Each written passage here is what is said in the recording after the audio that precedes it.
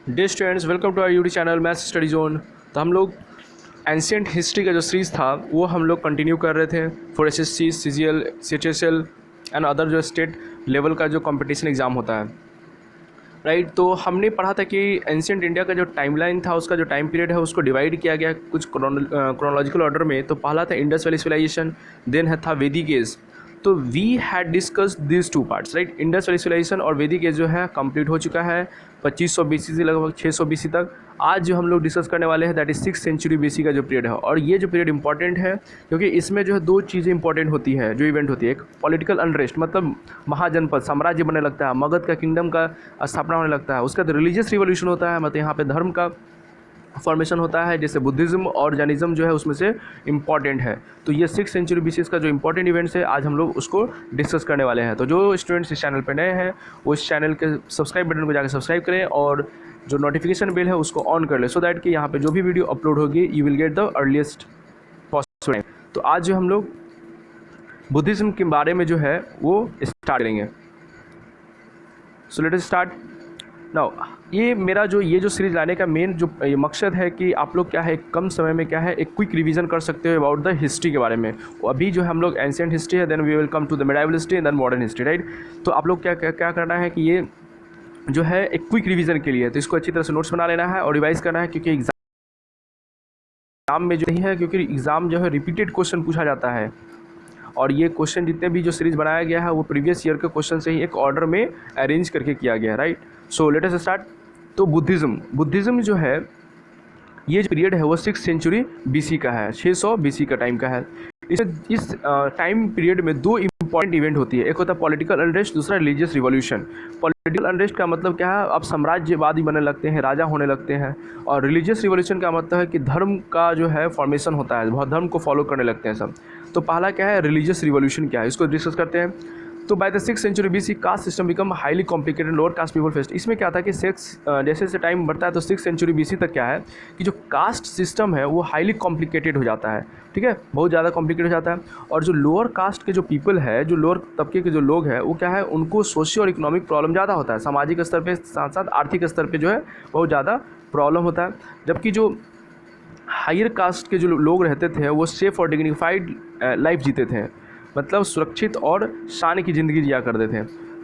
और ये जो थे, जो लोअर कास्ट पीपल थे, उनको क्या है कि जब उनको जिस पार्टिकुलर क्षेत्र में या जिस पार्टिकुलर धर्म को फॉलो करते थे तो उनको वहाँ पे बहुत ज़्यादा डिस्क्रिमिनेशन होता था, भेदभाव मिलता था। इसीलिए क्या है कि उनको और जहाँ भी मूव किया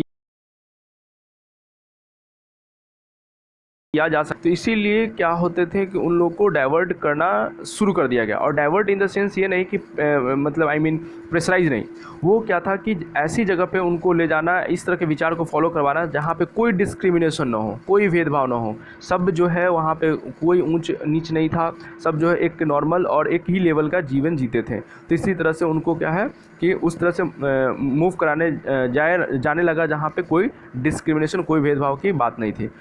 तो इसी बीच में जो नए नए जो रिलीजन बनते हैं at that time, Buddhism, Jainism और अदर रिलीजन भी है, लेकिन जो हमारा इंपॉर्टेंट जो है दैट इज़ बुद्धिज़्म और जैनिज़्म जो है वेरी वाइडली स्प्रेड हुआ। और अदर रिलीजन में एक है अजीविकाइज्म भी है।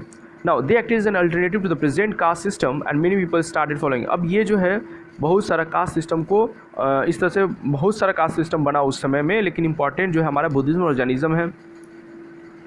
नाउ अब 600 जो सेंचुरी बीसी को हम लोग एज ऑफ ट्रांसफॉर्मेशन भी बोलते हैं, उसको क्या बोलते हैं, एज ऑफ ट्रांसफॉर्मेशन। और अब आते हैं हम लोग बुद्धिज़्म पे। बुद्धिज़्म जो है गौतम बुद्धा का जो बचपन का जो नाम रहता है वो क्या है, सिद्धार्थ रहता है। उनका जो जन्म हुआ था 563 बीसी में हुआ था, बॉर्न एट लुम्बिनी, नेपाल। नेपाल में एक जगह है लुम्बिनी, नेपाल में एक जगह है लुम्बिनी, वहाँ पे उनका 563 बीसी में जन्म हुआ था। ये इंपॉर्टेंट है from the examination point of view. पूछा जाएगा कि बुद्धिज़्म जो है गौतम बुद्धा का जन्म जो है वो कहाँ हुआ था, ऑप्शन में लुम्बिनी रहेगा, काठमांडू रहेगा, इस तरह से रहता है option, right. So you have to take at the Lumbini and also the time period 563 BC. इनके जो फादर का नेम होता है वो शुद्धोधना होता है, मदर का नाम महामाया, वाइफ का नाम यशोधरा और सन का नाम राहुल रहता है। ना इनका फास्टर मदर जो है वो प्रजापति गौतमी को बोला जाता है, इनका फास्टर मदर।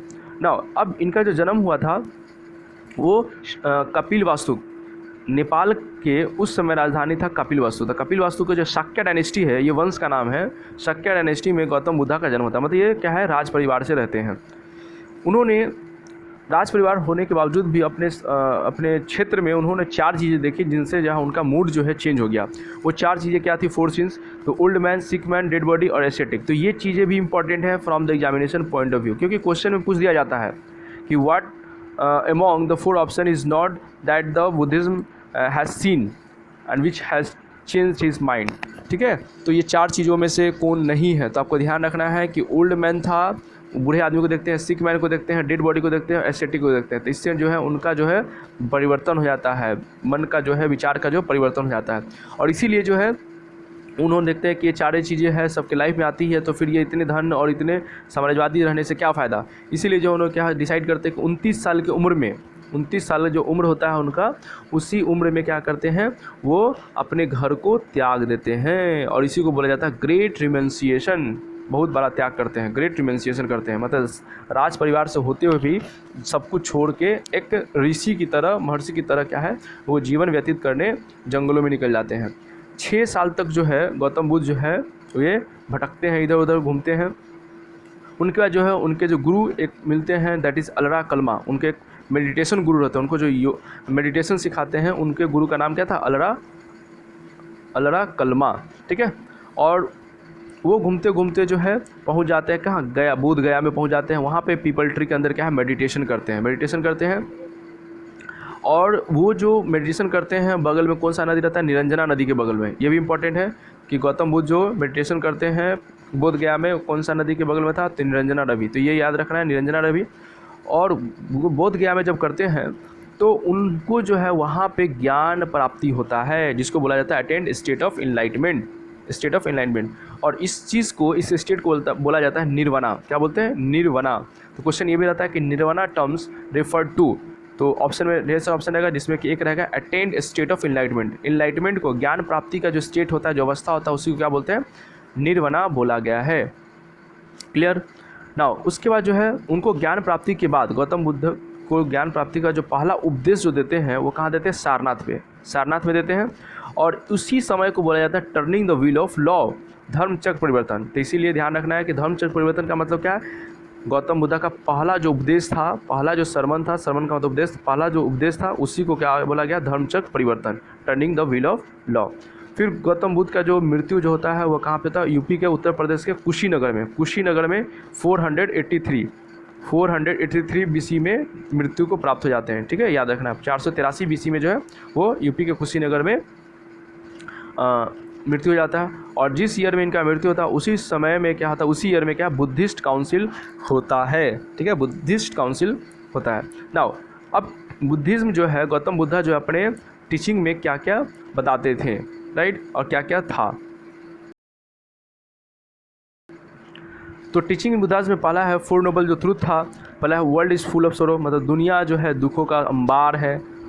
और ये दुख होता क्या है? Sorrow caused by desire. अगर आदमी के अंदर इच्छा ही नहीं हो तो क्या है, उसके अंदर दुख ही नहीं होगा। अगर सपोज कोई आप ही जैसा स्टूडेंट हो, आपने एक्सपेक्ट कर लिया कि नहीं मुझे 99% लाना है, राइट, 99% लाना एग्ज़ाम में, बट दुर्भाग्य से, लेकिन ऐसा ना हो आप लोग को आ जाए, बट दुर्भाग्य से किसी बच्चा का नहीं आता है, सपोज़ 97% आ गया, तो उसको क्या होगा? बहुत दुख होगा। वो दुख होगा, लेकिन उसको दुख क्यों हुआ? क्योंकि उसने बहुत ज़्यादा एक्सपेक्ट करके रखा था, 99% का एक्सपेक्टेशन था। अगर उसके पास एक्सपेक्टेशन नहीं होता तो वो खुश होता। इसीलिए दुनिया जो है वो सॉरो है। सॉरो मतलब दुखों का अंबार है। वो दुख क्यों सॉरो होता है? किस लिए? तो कॉज्ड बाय डिजायर, इच्छा के, अगर इच्छा जो है नहीं होता तो उसको दुख नहीं होता। सेकेंड था। थर्ड है इफ़ डिजायर आर कंट्रोल, अगर डिजायर कंट्रोल कर लिया जाए तो नो सॉरो। फिर फोर्थ क्या था? नोबल ट्रूथ कि फॉलो 8 फोल्ड पाथ, अष्टांगिका मार्ग, मतलब 8 फोल्ड पाथ होता है जिसको बोलते हैं अष्टांगिका मार्ग, ऑल्सो कॉल्ड मिडिल पाथ। तो ये अष्टांगिका मार्ग में कौन कौन आता है? 8 पाथ जो ये भी पूरा है, लेकिन ये इसको जो हम लोग डिटेल्स जब सीरीज़ लाएंगे एंशिएंट हिस्ट्री का कंप्लीट जो है थ्योरेटिकल पूरा लाएंगे तब उसमें हम लोग डिस्कस करेंगे। लेकिन अभी याद रखना है कि जो 4 नोबल ट्रूथ है बुद्धिज़्म का, ये इंपॉर्टेंट, ये ध्यान रखना है ना। उसके बाद नहीं मानते थे, कास्ट सिस्टम को भी नहीं मानते थे ये, तभी तो उन्होंने बुद्धिज़्म को ये कराया। ना उसके बाद जो है इन्होंने क्या क्या फाउंड किया, संघ फाउंड किया, मतलब ऑर्डर ऑफ मॉन्क्स जो हुआ करते थे उनका ऑर्डर था, रैंक था। जैसे कि अभी जो पॉलिटिकली देखें तो पीएम होता है, सीएम होता है, ये सब अलग अलग ऑर्डर होता है, रैंक होता है। उसी तरह से बुद्धिज्म में क्या है, मॉन्क्स का ऑर्डर बनाया गया जिसको संघ बोला गया। फर्स्ट मॉन्क थे बुद्धा खुद थे, और फर्स्ट नन जो संन्यास फॉलोअर जो थे इनकी, फर्स्ट नन वो उनकी फास्टर मदर प्रजापति गौतमी थी। इनका जो पहला डिसिपल थे, जो पहला शिष्य थे गौतम बुद्ध के, वो कौन थे, आनंद थे। तो ये चीज़ भी याद रखना कि गौतम बुद्ध के पहला जो डिसिपल थे, पहला शिष्य कौन है, आनंद। फर्स्ट नन कौन है, तो प्रजापति गौतमी, और फर्स्ट मॉन्क कौन थे, तो बुद्धा। ठीक है, तो ये चीज़ें जो है गौतम बुद्धा के बारे में जो इंट्रोडक्शन है ये पूरा कंप्लीट है। और हम लोग जो नेक्स्ट पार्ट में है वो बुद्धिस्ट काउंसिल के बारे में पढ़ेंगे, जो इंपॉर्टेंट बुद्धिस्ट काउंसिल क्या क्या हुआ, राइट। तो नेक्स्ट पार्ट में करेंगे। So everyone, thanks for watching the video.